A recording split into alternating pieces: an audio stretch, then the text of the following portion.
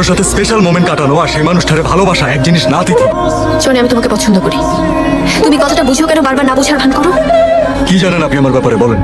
তুমি খুব ভালো একজন মানুষ, এটাই টিনেজ মেয়েদের মতো কথা বলবেন না।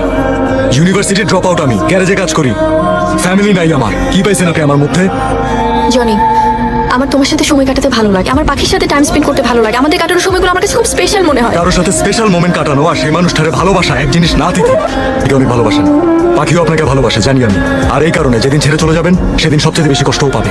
এটাই আমি চাই না। আমি তোমাদের ছেড়ে যাবো না কোথাও, ট্রাস্ট মি। আমি কিন্তু তোমাকে ছাড়া কোথাও যাব না। এই কথাটা এত সস্তা তিথি, এর আগেও একজন বলছে।